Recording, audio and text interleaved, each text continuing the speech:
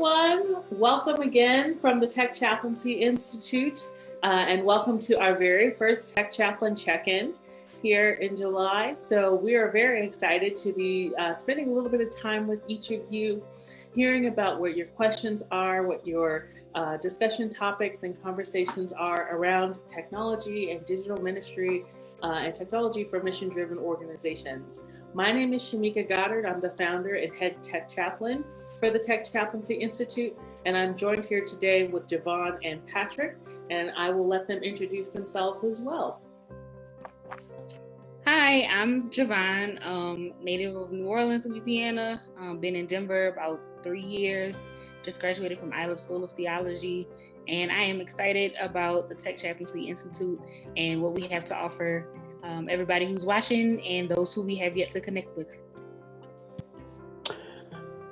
Hello, everyone.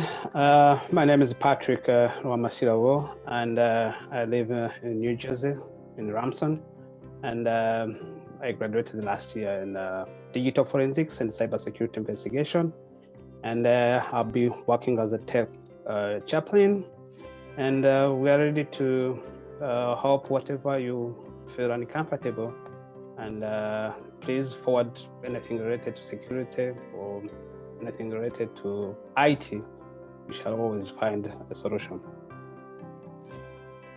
Absolutely. So thank you both for introducing yourselves.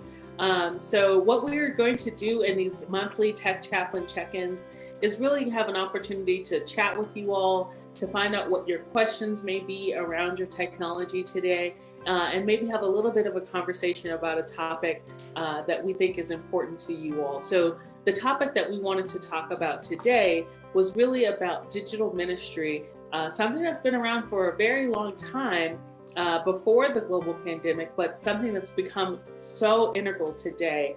The thing that we want to dig into is how digital ministry is going to look in the future, on the other side of the pandemic. What kinds of things do we want to hold on to? What kinds of ways do we want to continue engaging with digital ministry when we're blending our experiences with in-person and online aspects of ministry? So one of the first things that comes to my mind in this topic is in terms of the liturgies and the worship services that we have for folks. Right now, a lot of those services are being held completely 100% online. And for the folks who are able to join in those services, there are some people who have been sick or shut in and they weren't able to go to services before, but now that they're available online, they can. And that's such a huge boon for folks who weren't able to previously engage in services when they weren't able to come physically in person. And so one of the things that we can look to continue doing on the other side of the pandemic, and as things shift and change as they are wont to do, is to think about how to do faith services and worship services in a hybrid way. So in what ways can we engage with folks in person and online at the same time as those decisions are being made, and as people are figuring out how to navigate these spaces, both the digital space and the physical space, together at the same time. One of the other things that comes up is the ways in which people are communicating and really leaning into technology to help talk about the ways that people stay in touch with each other, the ways that information is disseminated, and the ways that people keep up with each other and learn about each other and build relationship with each other in the digital space. So when you think about social media and the role that that's played in folks being able to continually build relationships and improve relationships, that's something that I definitely foresee continuing on the other side of the pandemic. And then also just those other elements of communication and thinking about the creative ways that people have found to continue to engage with people who have varying aspects of connectivity. There's certainly a digital divide that unfortunately far too many people find themselves on the wrong side of. So they may not have access to a high-tech cell phone, they may not have a laptop or desktop, they may only have a landline. they may not have any other devices beyond that. So finding ways to be able to engage with as many people as possible does employ the use of various technologies, but also various considerations and creativity as well. Um, so I want to take a moment and invite my fellow tech chaplains to help me think through other ways that digital ministry is going to be continuing on the other side of the pandemic when we don't have to meet 100% online in the future. What do you folks think? I think I just want to add to something as I continue to think through what you're saying.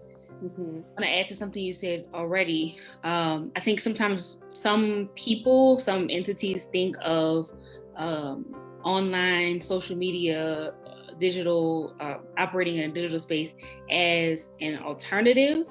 And so moving away from that, like thinking about it as an alternative and really thinking about it as and treating it as a part of what you do. Right. So not thinking about it as like, okay, either we're going to do this or that. But to your point, really approaching it from a place of understanding it as hybrid. Right. So you're saying like, in addition to this, how can we translate that to what's happening online? How can we look at this as a whole picture and not just as something that is an alternative to what can take place in time and space. And yeah, I think one of the things that we are going to attempt to do with my congregation next week is Vacation Bible School online. And so, yeah, I'm excited to see how that goes. And again, what we can learn from that can be implemented once we are still able once we're able to safely meet in person again. So I think we're still learning a lot. And that's what I think we should take from this is to just continue learning, just continue trying things. And sometimes it works out, sometimes it doesn't, and adapting because there's a lot to be learned that can be implemented, continually 2, 3, 4, 5 years from now. Absolutely. Exactly. Anything to add, Patrick, before we move on? I was saying, I was thinking of how the church is now today, when you look at the community, how no one thought about, say, one day we'll be online, another day we'll be in church. So now most of the states moving to the second phase where some churches have started opening, but not fully open. So they have that opportunity of having both being inside the church as well as also following it online. So that need of having two different platforms will also help the churches to move forward even in the future, so that in case you miss one church, but again, you can be able to access via digital the information you have saved on a social media or any platform any church can use. So that's when we can come in to help you to figure it out how both can work, as well as support you to ease that anxiety you may have during the process. Absolutely. And I think that a lot of folks have found themselves in a position where a couple of months ago, it was a matter of just figuring out how to do this if you haven't been doing it or if you weren't doing it before. So now, pardon me, now people have a sense for some basic things of what to do, but there's more that can be done beyond just copying and pasting, so to speak, what you did offline to an online space. There are just limitations and as well as opportunities that exist with technology that are in the digital space that aren't in the physical space, and vice versa. So you may have found, for example, if you are trying to sing as a group in a Zoom meeting, it may not be very synchronous, but there are some faith communities that have used that kind of reality to their advantage. And I attend a church here in Boulder, Colorado, that uses that reality for the Lord's Prayer. And so we all unmute, and then we take a moment and we say the Lord's Prayer together, even though it's all at different times, it's all in different voices. And it's this beautiful cacophony of chaotic but loving prayer that we do together as a community. And so that's an example of recognizing a limitation in the technology, but seeing it as well as an opportunity. There are other ways, for example, in Zoom, if you have the feature with a pro account to use breakout rooms. I've seen folks use breakout rooms for coffee hour, for their various age groups in Sunday school. And then also my faith community uses breakout rooms for passing of the peace. So every week you're put together with a random group of people that you can spend 5 minutes with, chatting and getting to know and updating and touching base with as you're passing the peace of Christ. And so thinking through how the technology works, what the features are, and then matching those things to what your goals are, what you're looking to achieve with your liturgy, with your service, with how you're engaging with people in your community can make all the difference in the world in those experiences. And anyone else, feel free to jump in here. Another point that you made that I think is a salient point is folks who are disabled or who are sick and shut in, or the elderly who were not able to enjoy services in person anymore, or who aren't, for whatever reason, are able to enjoy them now. So I think one of the things that I've been seeing as a trend in many sectors over the past 4 months or so as we've been dealing with the pandemic is really valuing the voices of those who are like continually marginalized, the disabled, those who are elderly, those who are chronically ill or what have you. Because again, as we think about, if you think about it as either or, right? You say, okay, well, now we're back to in-person worship. We can just do away with all the other things. Or now we're back to, whatever, even particular elements of service may not be accessible to folks for whatever reason. So I think just continuing to lift up those voices as well and have them be a part of conversations and not, speak for them, but allow them to help to reimagine what this sort of hybrid model, what this both and model could look like, of incorporating technology in a way that makes it accessible for anyone and everyone who wants to participate in a worship experience. Mm-hmm. Yeah, and one of the things it reminds me of is all of the things that have been learned, not just in the digital ministry space leading up to the pandemic, but there's also so much that's been learned in the online learning and remote learning space as well. So figuring out how to engage with learners, how to convey information, and how to take advantage of the digital space and what it offers to people in the context of the classroom and in learning environments. There's been a lot of forethought and research that's gone into that space that could also help inform faith communities who are engaging with the online space. There's something I'm learning about just the past week or so called the high flex model, where it's a hybrid of in-person and online learners being in one cohesive experience. So the example would be if you have, and this happened to me in the spring semester last year, I'm going to be starting my second year in a doctoral program here in the fall. And so last school year, our classes went online, but before they did, one of our professors offered to students who didn't feel comfortable coming to class in person or who for whatever reason could not, they offered them an opportunity to log in through Zoom to the class. So the professor had a screen, a projection up of the slideshow, and then also had his laptop sort of pointed to the rest of the classroom. And we would every once in a while, when there was a question or a hand raised on Zoom, the professor would bring that student in, and the professor would also make sure that the students on Zoom could hear us in the classroom, in person, and in our physical space. So that connection and that bridge between the physical and the digital space is the person facilitating that experience, whether that's the teacher in this example, but it could be a faith leader or a clergy person, someone who's facilitating a service or worship in some sort of liturgy. So there's ways that we can take what we've been doing in the digital space and in digital ministry and continue to fold those aspects and elements into what we are offering to people and how we serve people moving forward, regardless of what's happening with the pandemic. Yeah, we did that at ILIF as well. I didn't realize it was called High Flex, but yeah, we did the same thing. And even, so it happened, we sort of did like a test run of it for one of the classes I was in the spring. But also during inclement weather situations, we've had that happen. So we have students who come in from out of town for a week of classes because they do their learning almost all online. And there was one time where the weather was really bad, so they were like staying at their hotels and stuff, you know, because they didn't want to navigate the snow, and we're doing that as well. So yeah,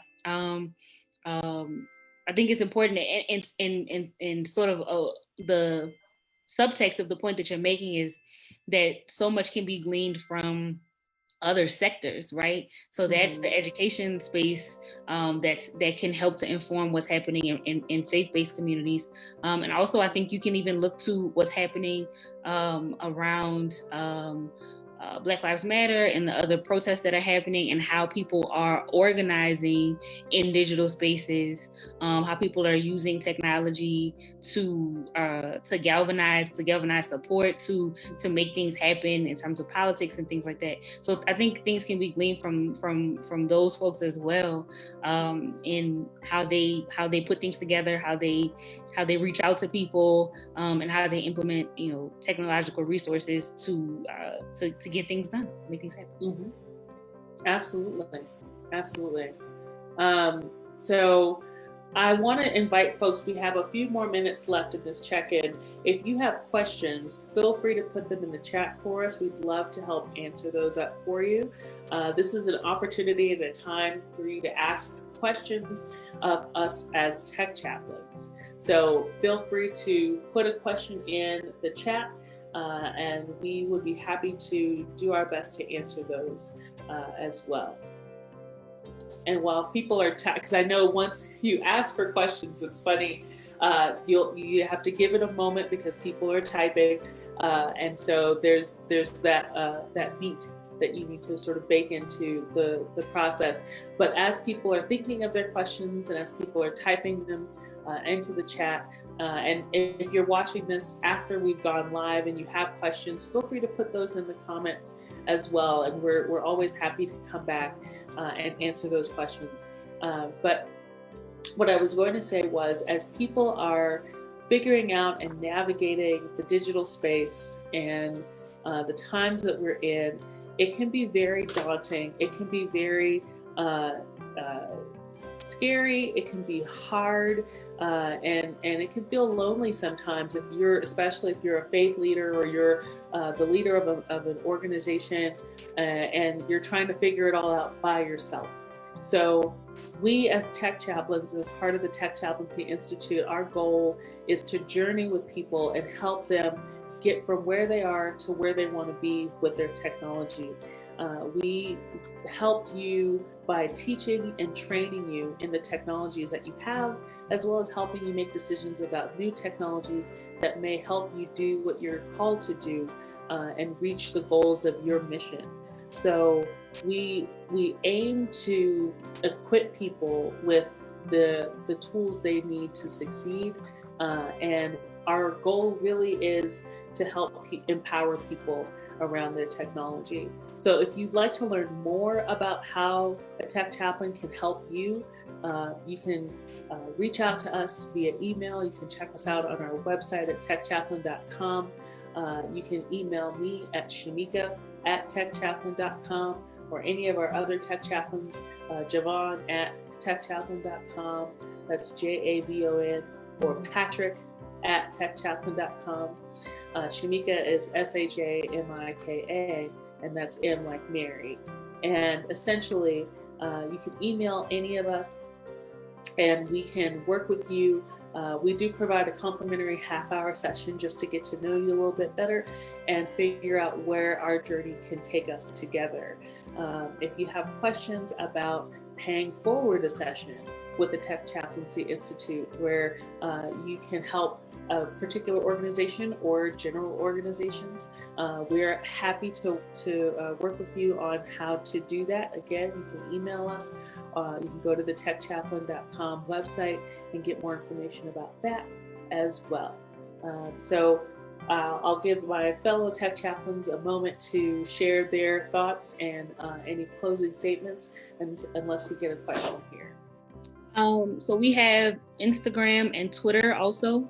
So of course this is being streamed live on Facebook, but if you have Instagram or Twitter, it's another way to keep up with us, to see what's going on in terms of events, and to just see, just to remain connected. And also, those pages are managed by us. And so if people have questions, or if you refer us to someone and they want to reach out in that way, we can make sure that they get set up that way as well, and get connected and questions answered that way as well. So yeah, so just connect with us, and also just continue to spread the word, and those who are a part of our community are the best ambassadors to other folks about who we are, what we do, what the possibilities entail in terms of next steps and our continued growth. So we appreciate those who are watching live. We appreciate those who are watching the replay.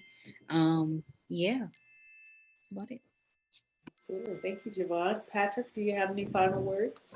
Yes, my final words, I can say that there's some people who have been always asking, say, how am I going to do the donation if I have a church? How am I going to do it? And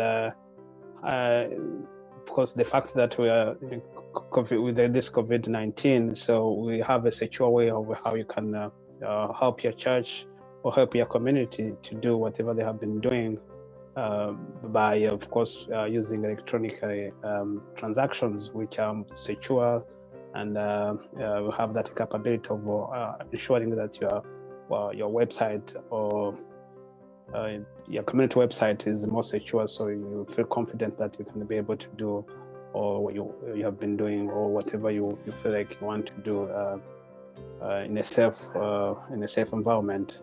And also if you want to learn more, I think you can go to our website, and the website has all those 9 elements of digital citizenship. Will help you to understand exactly our services we provide, and in the case of any comments or your contribution, so we are open to hear back from you. Thank you. Wonderful. Thank you both so much. So yes, if you need help with your technology, whether that means you're at a technological crisis with your email and you need to get down to inbox 0, or if you need help understanding how to set up your social media, how to improve your social media presence and your digital footprint, we do have a 100 websites project where we would like to create or update 100 websites over the next 5 years for faith communities and mission-driven organizations. So there's so many ways that we are ready to help serve folks around their technology. And if you're not sure if we can help, reach out and ask. We're happy to find out together. So once again, our website is techchaplain.com. That's techchaplain.com. We're also on Instagram at, I believe it's Tech Chaplain, Tech_Chaplain. Tech_Chaplain. Yep. And the same Twitter. Mm-hmm. Yes, so Tech_Chaplain on Twitter and Instagram. You found us here on Facebook, facebook.com/techchaplain.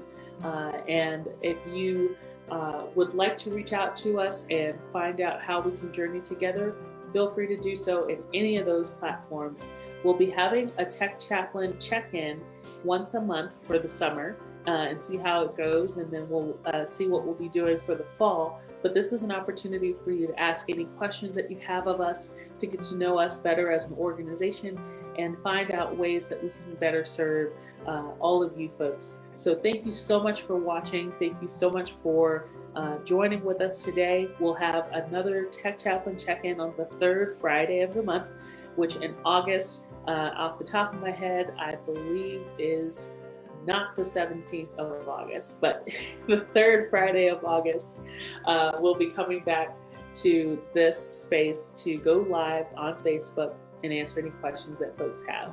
August 21st. August 21st. Thank you so much. I was trying to think backwards from my birthday, because my birthday is August 26th, and I think, Patrick, your birthday is August 31st, isn't it? Correct. You're correct. Yes. So we've got some August birthdays coming up. So we'll have some things to celebrate as well. But in the meantime, thank you so much again. We look forward to journeying with you all in one way or another. And we hope all is well with you and your loved ones. So thank you so much for watching, and we will be in touch again soon. Thank you. Thank you.